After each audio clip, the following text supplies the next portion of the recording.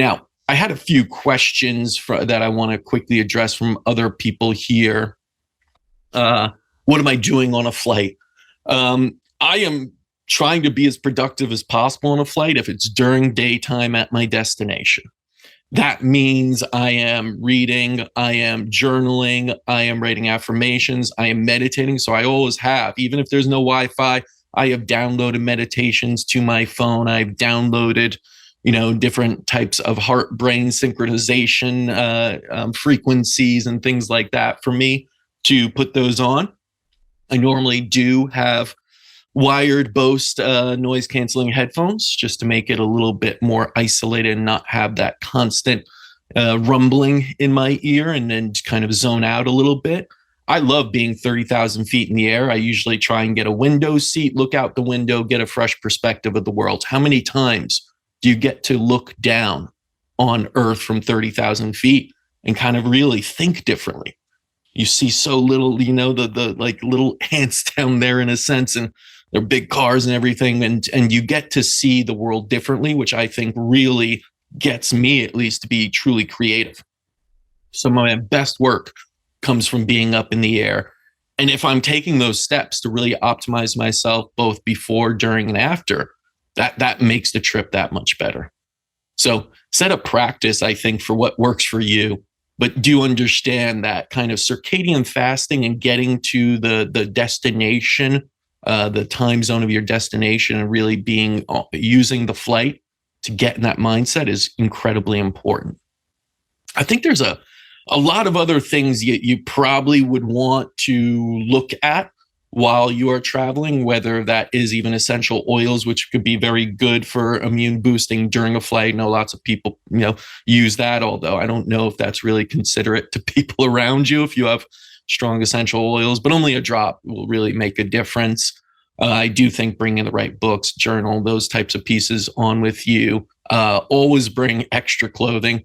It could be sometimes freezing on a flight. The last thing you want is that thermoregulation. Thyroid's being taxed, everything's being taxed and keeping you hot, cold, hot, cold. That happens a lot on flights. So you want to be able to take layers off, put them back on a lot, be prepared for that. But really, you use that time. A lot of people use that time to just watch movies, do other things. Use that time to be creative. Use that time to tap in. Of course, rest and relax when you need to, put on the movies, but a lot of people get really antsy and sit there for hours. I've been on 15-plus-hour flights, and those are not always easy. I did one when I once went to New Delhi to give a talk, and I was wearing this really uncomfortable suit the whole time because I didn't want to pack it up. I really wanted to pack minimally. So I wore the suit. It was kind of tight fitting. And then for a 15-hour flight to New Delhi, that was a little bit much for me. And so I do believe in comfort. I do believe, in wearing the right things. I won't do that again. I will definitely pack suits in my luggage in a minimalistic way.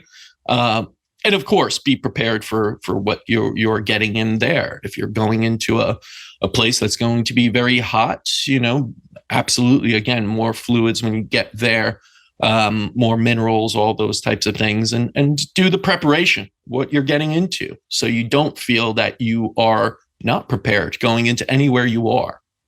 I think that really hits on the key pieces of traveling healthy. So much of it is being prepared, is having a list before you go, and prioritizing health.